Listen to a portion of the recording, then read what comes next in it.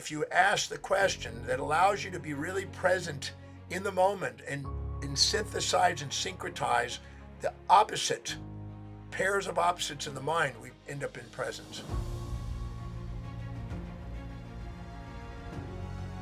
In all probability, you've heard people talking about, now be present, get into the now, don't live in the past and future, be present.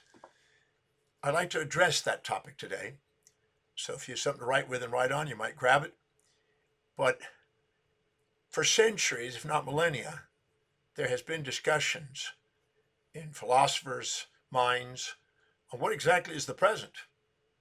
Is it an infinitesimal, so tiny you can't even get into it? Is it some increment of time that we're called present? And is the present something we once had as we go into the future or will have? If we're living in the past, where exactly is the present? How do we get into it? The power of now, Eckhart Tolle talked about. Well, how do we do it? I've been fascinated with that topic for many decades. So let's just address that topic for a second. Now, my observation, if you are meeting people and you meet somebody that you're infatuated with, and you look up to them and you're conscious of the upside and unconscious of the downside, and you anticipate, you start to create an imagination of what could happen engaging with this individual into the future. And if you ran into somebody in the past that you were infatuated with in the past and liked, you might recall that into the past. As long as you have imagination into the future and you have memory, you're adding the arrow of time into your mind, which is what is called entropic. It tends to make us disordered, and it tends to make us wobble and not be present. But we're thinking about the future, thinking about the past, and we're having intrusive thoughts about things we're infatuated with or things we were once infatuated with in the memory of the past. The same thing if we resent somebody. If we're highly resentful and conscious of the downsides, unconscious of the upsides, we can actually now have intrusive thoughts. I'm sure you've had infatuations or resentments to people and had tried to sleep at night and you couldn't sleep because you had all this ruminating in your mind and your imagination was running wild and the memory of what has happened is now in your mind. So you're oscillating back and forth. And when you do, you have time in the mind. And anytime you do that, you're in the existential world where you've extended time and space into past and future and over there, not here. But the being present is very powerful. It's a one word that actually integrates space and time. Present here, present now. And what's interesting is when you extract out space and time from the mind and become present, you also empower the mind.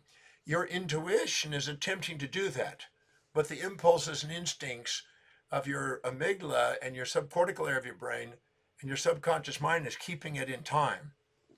That's why philosophers said there was kairos and chronos. Chronos was time and kairos was present. So the question is, how do we actually go to the present? Well, I've been interested in that for a long time. And in fact, my Demartini method that I present in the breakthrough experience is designed for that objective. It actually says, now go to a moment where and when you perceive a particular event that you were infatuated with or resentful to, that you admired or despised, that you look up to or down on. And in that moment, you find the opposite. If you're finding it positive, you find the negative to it. If you find it negative, you find the positive to it. And once you bring them into perfect symmetry, perfect synchronicity, simultaneous opposites, you take out memory and imagination and infatuation, resentment, and you bring somebody to the present. Now, I've been doing that for 38 years now, and the 35 in the breakthrough experience plus 38 years clinically with people with my method. And when people are actually present, they have tears of gratitude, they feel love, they're inspired, they feel really enthused about what's happening, they see the hidden order in the chaos. They really are in a state of gratitude and love, and they maximize their potential and their service and utility into the world. So The second we see both sides of an event simultaneously, and we don't get infatuated or resentful, where we see the downside of the thing we look up to and the upside to the thing we look down on, the second we do that, we become present. The present is the synthesis and synchronicity of complementary opposites in time or space or in emotional charge, or things that matter to us. So I ask people, what specific trait, action, or inaction do you perceive this individual displaying or demonstrating that you admire most or despise most? Great. At that moment, I ask them now, at that moment, what's the downside to it or what's the upside to it? And when the downsides and upsides come into perfect equilibrium, where it's not positive nor negative, it's neither positive nor negative, the memory and imagination come into the present. And instead of sitting there and holding on to a memory of the past or of imagination of the future, we automatically extract out space and time in the mind and get present. Now, meditation is sort of doing this with our intuition, and we can get to the present by meditation, but it's kind of a hit and miss. It may take minutes. But the method that I've developed is designed to take you into the present. It's designed to extract out space and time from the mind and become present. And it's the space and time in the mind that causes all the disorder and chaos and emotional vicissitudes and volatilities and uncertainties we have in our life. The moment we bring ourselves into the present, we transcend those. And again, we have the transcendental feelings of gratitude, love, inspiration, enthusiasm, certainty, and presence. And that's where we have the most power. That's where we're most objective. Well, see, we have subjective biases when we judge things, and we have objective truth when we actually love things. We see both sides of things. Now, I'm not defining love as an infatuation, which many people think is love, but love is the synthesis and synchronicity of opposites. And what I mean by synchronicity, I mean there's no time separating things causally. It's not this happened and then after that this happened. They're simultaneous. When you have simultaneity and you have synchronicity and you have a perfect synthesis in space and time, you now become present. Now, this was done by the dialectic by Greek philosophers, attempting at least, but I've developed a method that I think goes beyond that and allows you to ask questions. I have a section in my Demartini method, which I present in the breakthrough experience, called columns 6 and 13 of a series of columns that we ask questions on. And in this question, we go to a moment where and when we perceive an individual displaying or demonstrating a trait, action, or inaction that we admire or despise most. And in that moment, we identify where it happened, when it happened, and we become present in the moment of perception. The more present we are in the moment of perception, the less we have space and time, and the less we have emotions, and less the uncertainties. And in that moment, our intuition will pop out once we're clear on the where, the when, and what the content was, and exactly what and who they did this to, if they did it to you, the action that you're judging. If you get really present with it, your intuition reveals the complete antiparticle, the opposite experience, because all perceptions are made out of pairs of opposites.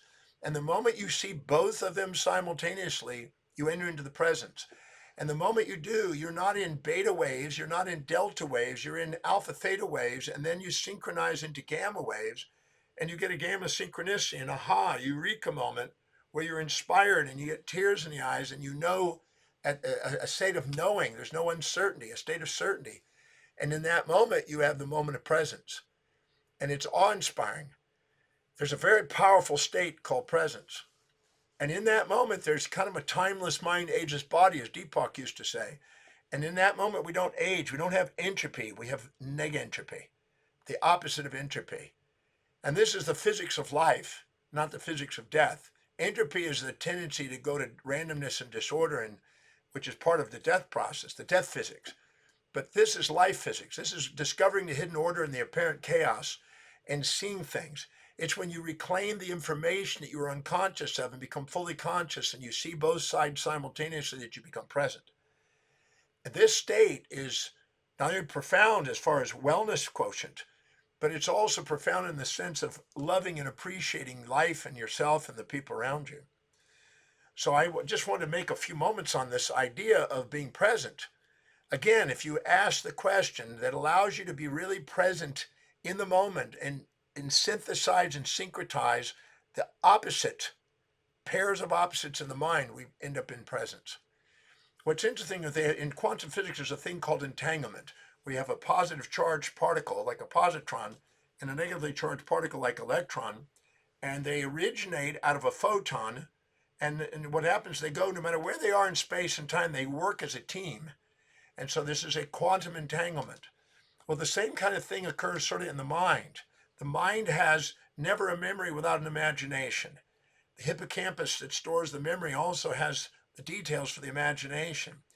And in the process, when you get really present at the moment of perception, these things that separate normally reunite. And in that moment, you have a temporal entanglement. Time is synchronized, a spatial entanglement. No matter where it is in space time, they synchronize their opposite behaviors. And in that moment, you have presence. And this is the key, as I said, to wellness. This is the key to stability. It's the key to self-actualization. And I'm a firm believer that if you follow the process that I teach in the breakthrough experience and actually go through and do that and enter into that state, which we make sure everybody does, you can't have anything except a tear of gratitude. You spontaneously see the hidden order in the apparent chaos, and you realize there was nothing to fix, nothing to change. It's like a perfection that occurs. You know, Leibniz, a German philosopher, talked about that the more people probe into the mysteries of life, the more perfect it becomes. And I think this is it. We have this assumption that there's a mistake in the universe or some sort of disordered thing that's going on, and then we look and ask a new set of questions that equilibrate our mind, and we enter into a state where there's nothing but grace, a state where we realize that there's nothing to fix. You know, every week in the breakthrough experience, I had people coming there and they come up with the idea that, you know, my father didn't do this, or my mother didn't do that, or my brother didn't do this, or sister didn't do that, or my husband does this, and they got judgments. And every time you judge, you're adding space and time to the mind, weighing yourself down with gravitational pull, emotional baggage, and you store it in your hippocampus, in the subconscious mind, this drama that's in your life and these uncertainties and vicissitudes. But the second you go through there and ask the right questions to see both sides simultaneous and synchronize your mind and extract out space and time between pairs of opposites and literally enter into the world of the entangled pairs of opposites, like in quantum physics, you open up a doorway of opportunity for your life to be actually fulfilled. And that's why I took the moment to share this, because I've developed a science since I was 18 years old. I've been working on it 50, almost 2 years. And you can access this state, and it's duplicatable and reproducible and transcribable and translatable. And I can take anybody from almost any culture and have them go through it. If they can translate what my instructions are, they can actually go and enter into this state. And actually, in that mind state, that mental state, you're actually not aging. You're actually having no entropy. You're actually just present. There's a stillness there in the mind. There's no noise in the mind.